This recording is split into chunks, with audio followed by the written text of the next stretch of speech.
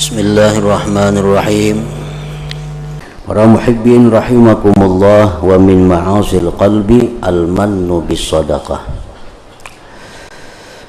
Setengah daripada maksiat hati lagi adalah al-mannu bis sadaqah.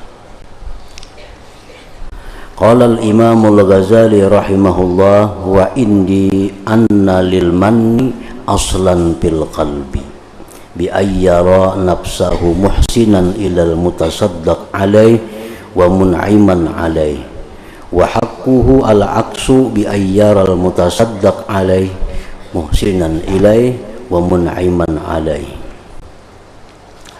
Imam Ghazali rahimahullah berkata bahwasanya man itu berasal dari hati, dengan bahwa dia melihat dirinya berbuat baik kepada orang yang dia beri. Itu asalnya man. Kenapa kita menyebut-nyebut pemberian? Kenapa kita membangga-banggakan pemberian? Itu berasal dari hati, yaitu kita melihat bahwa diri kita yang memberi ini adalah berbuat baik kepada orang yang diberi. Nah, karena merasa kita berbuat baik kepada orang yang diberi, maka disitulah kita bisa menyebut-nyebut pemberian itu.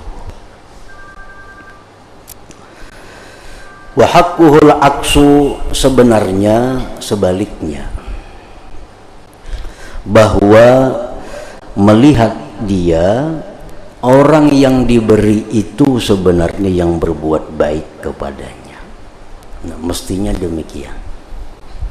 Orang yang diberi, yang mau menerima pemberian kita, itu sebenarnya orang yang berjasa dengan kita. Bukan kita yang memberi yang berjasa.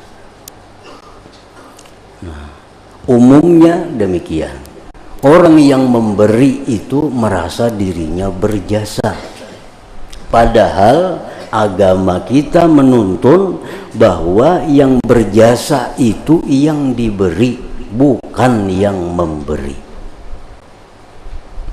Kenapa sebab demikian? Karena dengan memberi ada yang menerima, maka yang memberi ini dapat keuntungan yang sangat besar dunia dan akhirat. Siapa yang berjasa? Kita hanya memberi seseorang dengan 10.000, 100.000, 1 juta, selebihnya kita beri demikian.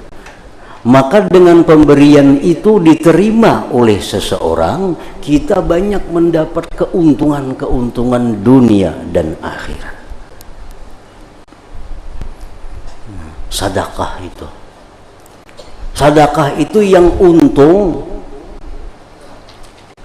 dunia akhirat yang memberi sedekah. Karena ada yang menerima sedekahnya. Kalau yang menerima sedekah ini tidak ada, orang kada maunya menerima sedekah kita kada dapat apa-apa. Para muhibbin rahimakumullah, apa keuntungannya sedekah itu? 1,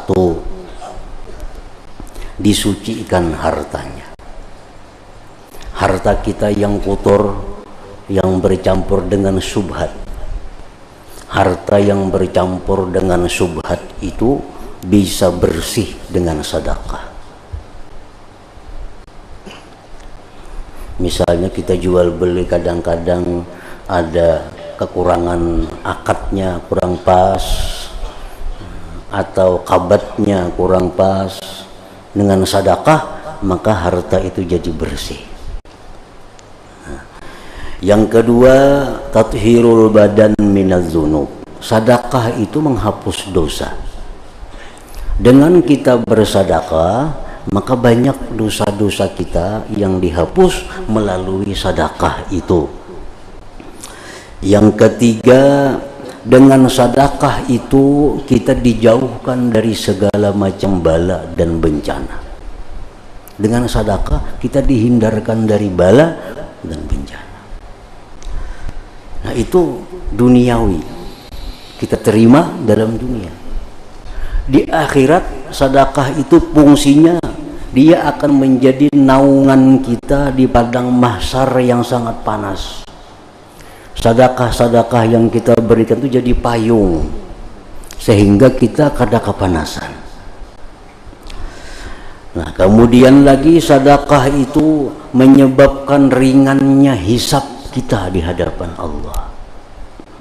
Sedekah itu memberatkan timbangan amal kebaikan.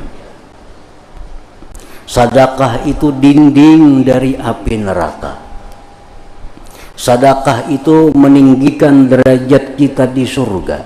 Nah, sangat banyak keuntungan-keuntungan sedekah ini. Kenapa sedekah itu ada? Karena ada yang mau menerimanya. Karena ada yang mau menerima. Coba kalau kita bersedekah, orang kada mau menerima, kita kada akan dapat keuntungan-keuntungan tadi. Karena si jin itu hakun, si jin itu mau menerima sedekah kita, padahal sedekahnya 1 juta aja, keuntungannya luar biasa. Nah, siapa yang berbuat baik? Kita apa yang menerima itu? Agama mengatakan bahwa yang sebenarnya berjasa itu yang menerima. Yang berjasa itu yang menerima. Nah, kalau kita yang merasa berjasa dengan sedekah kita, itu disebut di dalam hukum agama namanya adalah al-mannu bis sadaqah. Itu termasuk maksiat di dalam hati kita.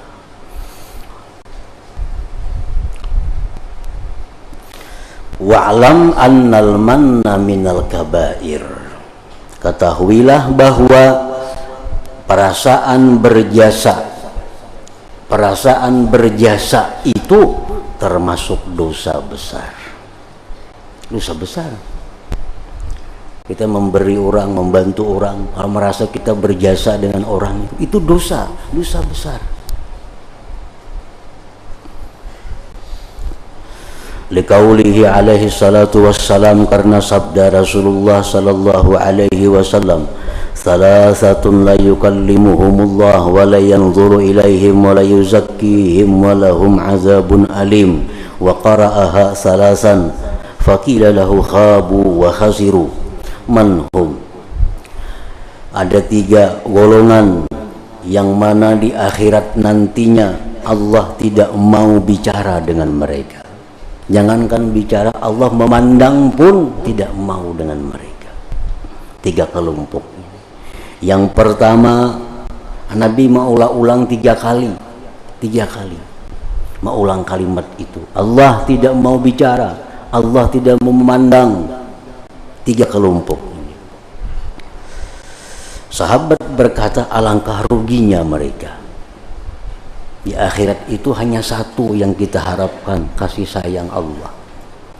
Di akhirat hanya 1 yang kita butuhkan, kasih sayang Allah. Ini Allah memandang aja kada mau,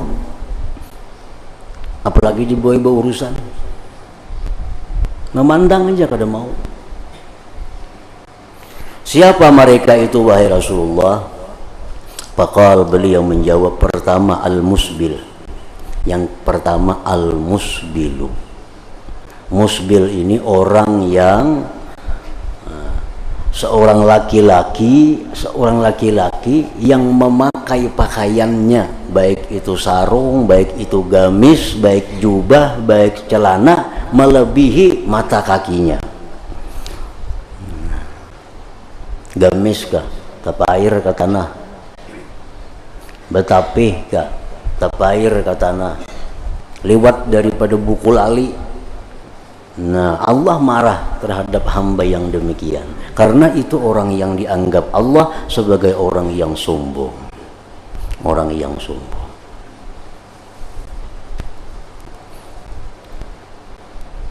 Nah, orang ini di akhirat kada dihiraukan oleh Allah. Yang kedua, wal mannan.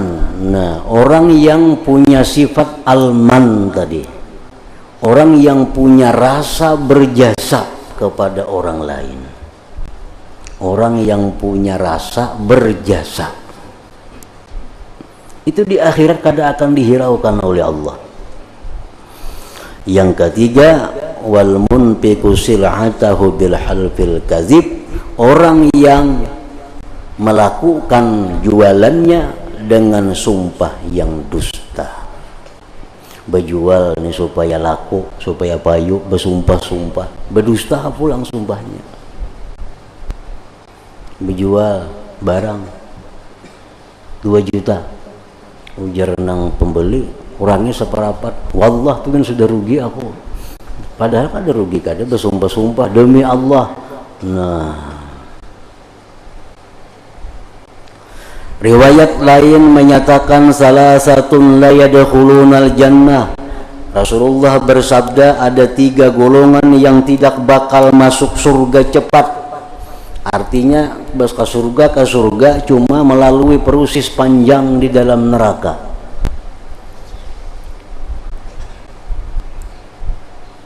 Pertama, al-aqli walidaih, orang yang durhaka bagi kedua orang tuanya. Kayak apa aja imannya, kayak apa aja ahli ibadahnya, kayak apa aja takwanya, kalau inya durhaka terhadap 2 orang tuanya, ini kada akan bisa ke surga sebelum dulu dihukum, diazab dalam neraka itu. Nah, yang kedua, wa mudminul khamar, orang yang suka minum-minum yang memabukkan, minum arak, minum obat, narkoba, ini kada akan masuk surga sebelum dia disiksa di neraka terlebih dahulu. Yang ketiga, wal mannan, nah, orang yang merasa berjasa tadi, merasa berjasa. Man itu sifat Allah, hanya Allah yang berhak merasa berjasa itu. Hanya Allah yang berhak untuk man, untuk menyebut-nyebut pemberian. Misalnya Allah berfirman, engkau dulunya kadada aku ciptakan. Ini Allah menyebut-nyebut nikmatnya. Dulunya engkau sakit aku sihatkan. Dulunya kau sesat aku luruskan. Dulunya engkau miskin aku kayakan. Itu yang berhak demikian hanya Allah Subhanahu wa ta'ala. Kalau ada manusia demikian, dia merebut sifat Allah. Nah, maka itu dosanya besar ini. Para muhibbin rahimakumullah. Di samping dosanya besar, wal mannu yuhbitu wa yubtilu thawabas sadaqah. Dosanya besar ditambah lagi menggugurkan pahala. Nah, double pahala kada dapat, mana disiksa.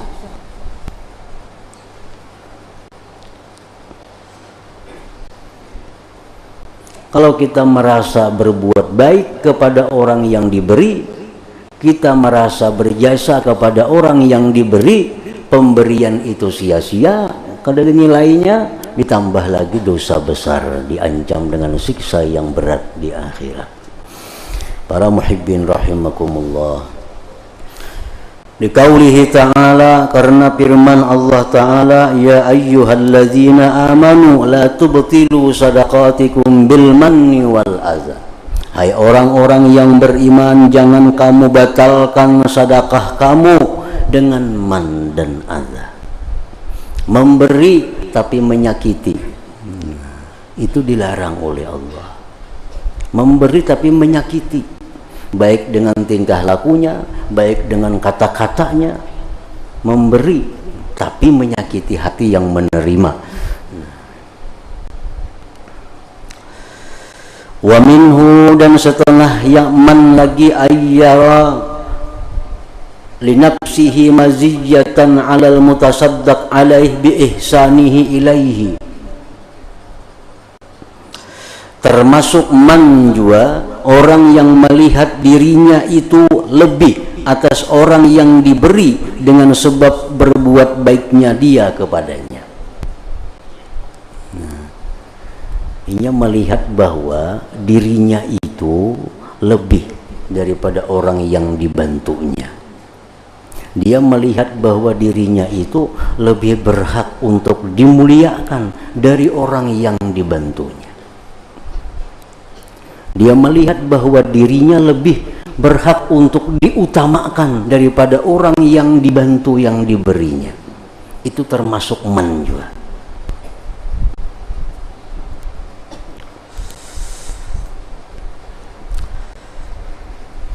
Wa minal manni kaunuka fi nafsik laulam ahdur lama tamma hadzal amr. Termasuk man pula perkataan engkau di dalam hati, jikalau aku tidak hadir kada beres urusan itu. Ini man juga. Makanya aku tuh kada turun tangan, kada selesai masalah. Nah, umpamanya dalam hati apalagi diucapkan. Misalnya orang ada perkara, orang ada keributan, orang ada macam-macam, datang kita urus selesai. Nah, hati kita bersuara nih, makanya kada aku turun, kada selesai. Itu man. Dosanya besar. Laulam ahdur lama tamma hadzal amr.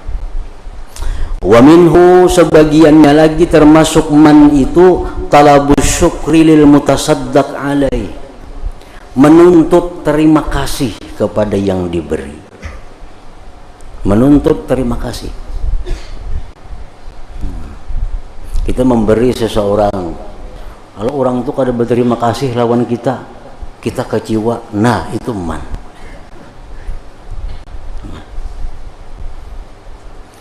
Kita ini memberi orang, membantu orang, orangnya kada pernah berterima kasih lawan kita. Terima kasih kada suah. Kita kecewa, nang dibantunya kada pernah terima kasih kepada kita. Itu man, itu dosa besar. Karena dia merasa dirinya berarti lebih daripada orang yang dia bantu karena mengharapkan terima kasihnya itu.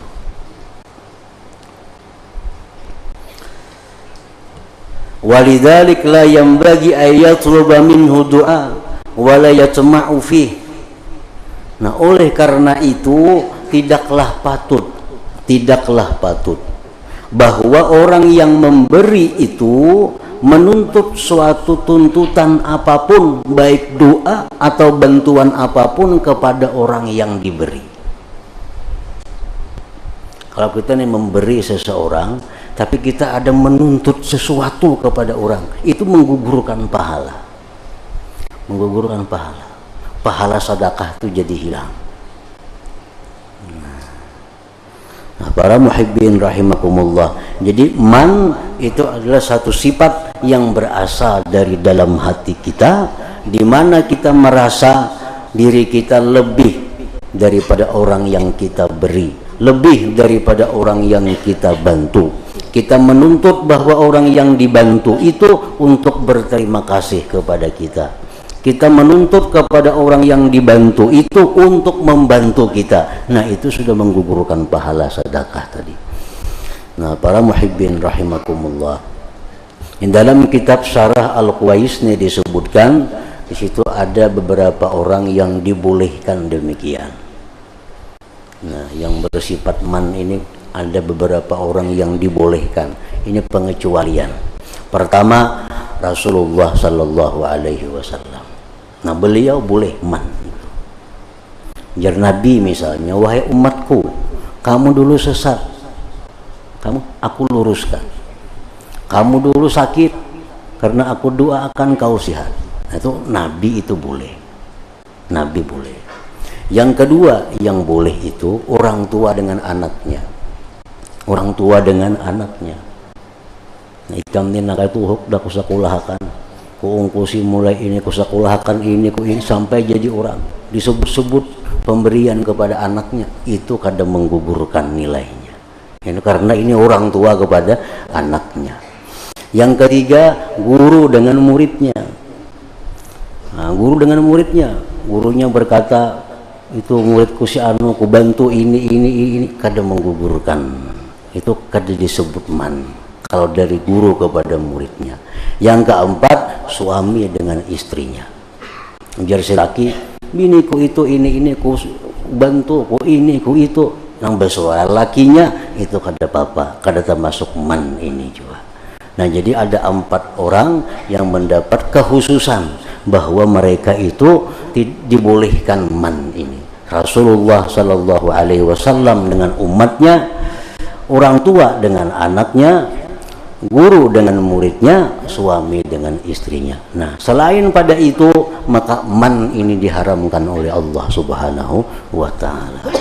Nah, para muhibbin rahimakumullah, mudah-mudahan Allah memberikan taufik, hidayah dan inayah kepada kita, sehingga apa yang kita lakukan, perbuatan baik yang kita perbuat, diterima dengan sempurna di sisi Allah Subhanahu wa Ta'ala. Amin ya rabbal alamin. Bisirrin nabi wa alihi wa bisirril fatihah. Bismillahirrahmanirrahim. Amin. Iyyaka na'budu wa iyyaka nasta'in. Ihdinas siratal mustaqim. Shiratal ladzina an'amta 'alaihim ghairil maghdubi 'alaihim waladdallin. Amin.